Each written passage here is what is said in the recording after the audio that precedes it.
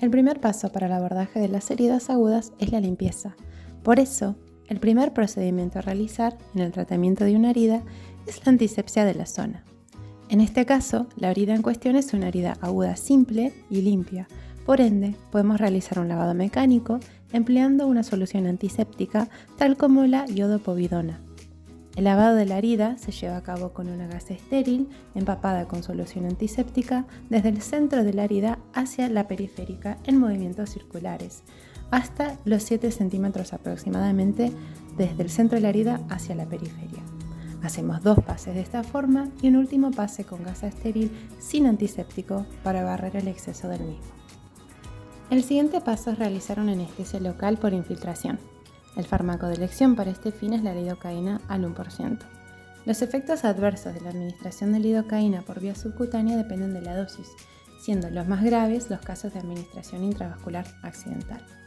Las complicaciones de la utilización del fármaco son los siguientes: reacción adversa al anestésico, toxicidad por sobredosis de anestésicos o efectos simpático-miméticos debido a la epinefrina, inyección intravascular de anestésico o epinefrina, hematoma, diseminación de la infección al pasar la aguja a través de un área infectada.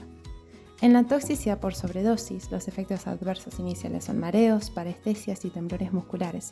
En casos más graves, se producen convulsiones, trastornos respiratorios, disminución del gasto cardíaco y arritmias. Cuando se inyectan tejidos con elevada absorción sistémica, la dosis única de lidocaína no debe exceder los 400 miligramos en adultos. Aparte de la lidocaína, también se utiliza comúnmente la procaína y la bupicaína. Como vemos en la tabla, tenemos diferencias entre las dosis y la duración de cada uno de ellos. Como vemos en la tabla, es importante tener en cuenta la diferencia en la dosis cuando le agregamos el vasoconstrictor y cuando no le agregamos el vasoconstrictor, como en este caso la epinefrina.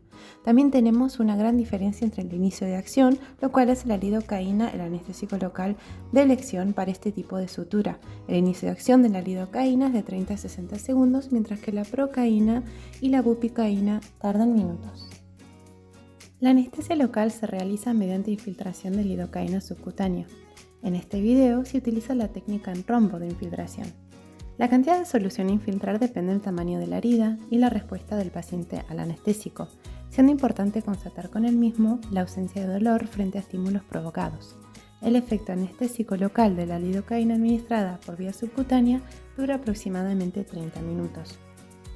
Con bisel hacia arriba se introduce la aguja en el extremo de la herida, avanzando por uno de los bordes en forma lineal, introduciendo la aguja hasta la mitad de la herida aproximadamente, si el tamaño de la herida y la aguja lo permite.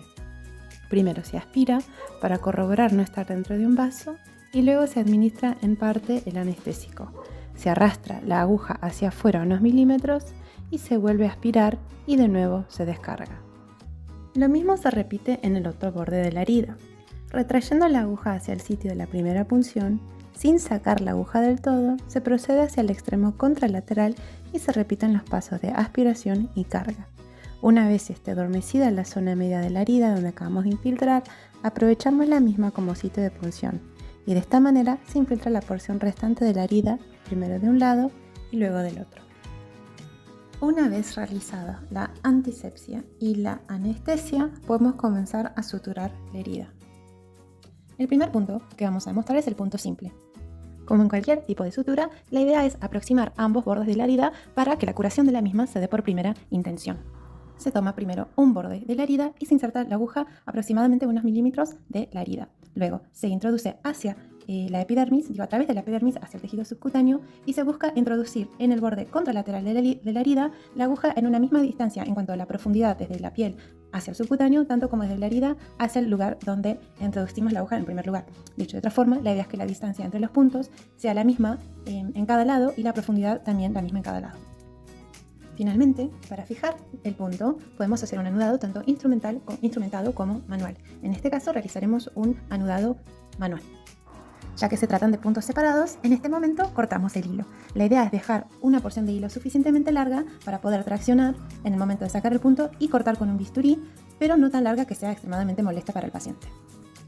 El próximo punto que vamos a demostrar es el punto continuo. A diferencia del separado, la idea es hacer un primer punto en uno de los extremos de la herida, fijar ese punto y a continuación ir aproximando los bordes, haciendo punto tras punto de un borde de la herida hacia el otro sin cortar el hilo. Se continúa de esta manera hasta llegar al otro extremo de la herida, donde se fija el último punto y ahí sí se corta el hilo.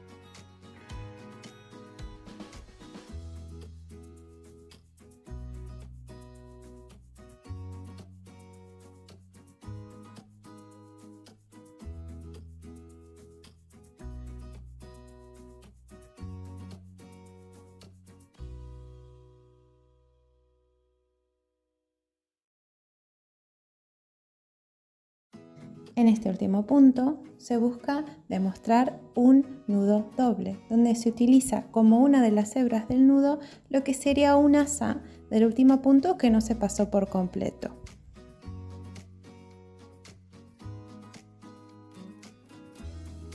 El siguiente punto que se va a demostrar es el punto en U o punto colchonero. Existen dos variantes del mismo, siendo estos el variante vertical y el variante horizontal. El primero de estos puntos que vamos a demostrar es el punto en U vertical. En el punto colchonero, los 4 puntos de entrada y de salida quedan en un plano perpendicular en uno al otro. El primer punto que se hace a una distancia ligeramente más alejada de la herida y más profunda. Lo mismo se repite del otro lado. Del último lado o del último borde, donde salió la aguja, en lo que sería el segundo punto que se ve en la piel del paciente, se aproxima o se elige un punto equidistante o simplemente más cerca hacia el borde de la herida y se inserta de nuevo la aguja en dirección hacia profundo. Y el lugar donde sale la aguja tiene que ser superior a la profundidad del punto anterior. Lo mismo se repite del otro lado, intentando como siempre generar o que quede una distancia igual y simétrica entre lo que es la profundidad y tanto y la separación entre el borde de la herida y el lugar donde insertamos la aguja.